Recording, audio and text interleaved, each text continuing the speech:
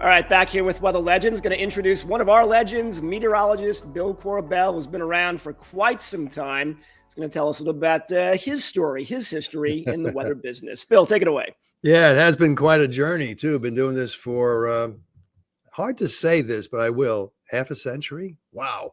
And you know what? I'm still trying to figure the whole thing out. I've seen the journey go from teletype machines and paper charts to supercomputers, and what a difference it has made in our forecasting ability. Grew up on Long Island, a native New Yorker. Moved around a bit with the Air Force, but I live on the island still. Went to school at NYU and majored in meteorology. After that, went into the Air Force. Would love to have flown, but I was a bit nearsighted, so that didn't work out. But I became a weather officer. Next best thing. I dealt with pilots for a number of years. Stayed in the reserves, too, before I finally retired as a lieutenant colonel. I got to forecast, among other things, for a while for flights of Air Force One and other big shot government officials out of Andrews Air Force Base. And that was quite a thrill that they would trust a 24-year-old kid to give forecasts for the president. But there I was, and it was one of the highlights of my careers. Got into radio after the Air Force, first with WCBS briefly, then WOR. Some of you may remember John Gambling and the Rambling with Gambling show and crew, and that was a lot of fun. When that ended, I wound up at News 12 for 25 years, and it was a great journey with lots of fun people. There's Colleen McVeigh and Lee Tyrell. There's a gang over there on the right with mascot of the Long Island Ducks baseball team, and somebody you may recognize on the left there standing next to Stone Grissom. That was TV. Still do a bit of work with Newsday now on a freelance basis. Did a nice 10-part series on monster storms of Long Island.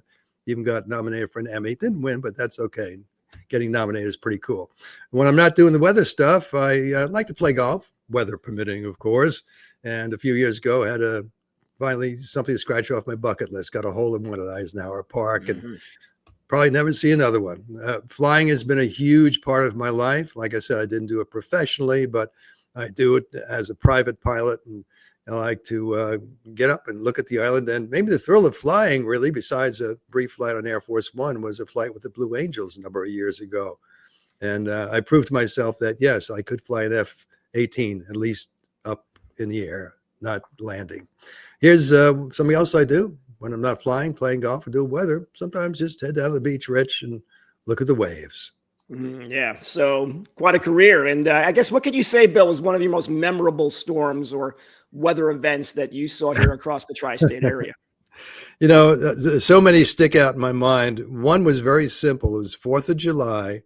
I was at WOR radio forecasting a sunny day with temperatures around 80, and a backdoor cold front came down from New England. It wound up being cloudy and in the 60s, and that was a huge embarrassment. But storm-wise, geez, the blizzard of 1996, number of hurricanes that came by, it's really hard to pinpoint one after having been involved with hundreds, if not thousands, of these things. Yep.